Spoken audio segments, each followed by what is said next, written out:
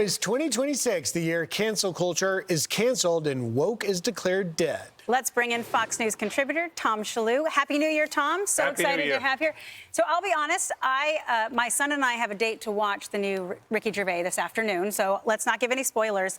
I tried to give Dave Chappelle a chance. I turned on the special, and in the first minute, I was reminded that we don't have a lot of the same core values. You saw him, he was walking out in a jacket that said Kaepernick on the back. He also has been very critical of Israel. So, you know, the fact that he promotes someone who doesn't respect the American flag, he also criticizes Israel, two things that I hold dear to my heart.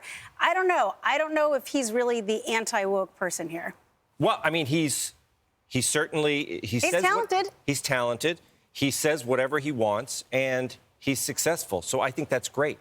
This is what we need in comedy. And the thing is, a lot of people say, oh, I watched Chappelle's show. I didn't think it was that funny. The thing is, he's kind of moved beyond that. You want to watch his special if you want to see what he has to say. Right. I mean, I don't always want to, you know, chuckle. Sometimes you want to, you want to elevate your ideas. You want to think. And he is now someone that people turn to. They want to see what he has to say because he's got nothing to lose.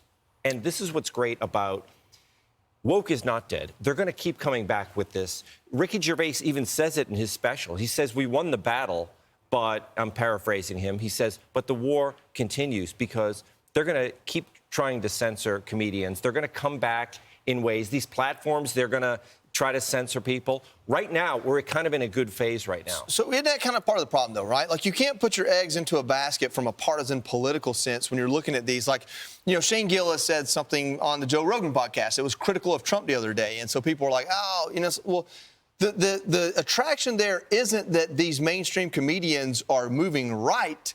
It's that they're willing to take the knife verbally to either side. They're willing to criticize either side. It's not that they're going to say what you want them to say politically. It's that they're not going to water down what they would say, the joke they would make because of politics. Yeah, and I mean, I'm right wing, but one of my favorite comedians is a British guy, Stuart Lee. Yeah, he's so left wing, but I'll go to see him anytime because he's brilliant.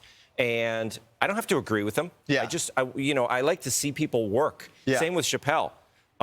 And we had great examples here.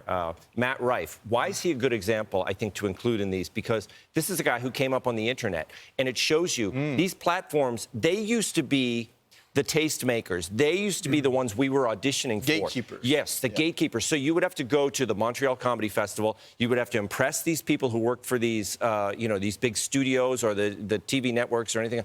Now, you go straight to the people. Matt Rife never would have been invited to the party. He created his own, and that's what people are doing now. Netflix, they're not letting these people in. Yeah. They have to. Yeah. Because we can do our own stuff. We can go on Twitter and we can do our own comedy. We can do YouTube. So bottom line is, as this woke prism begins to fade, it's only going to make comedy better and better for consumers. Tom Shillue, thank you. Thanks, Tom. Thanks, Tom. I'm Steve Doocy. I'm Brian Kilmeade. And I'm Ainsley Earhart. And click here to subscribe to the Fox News YouTube page to catch our hottest interviews and most compelling analysis.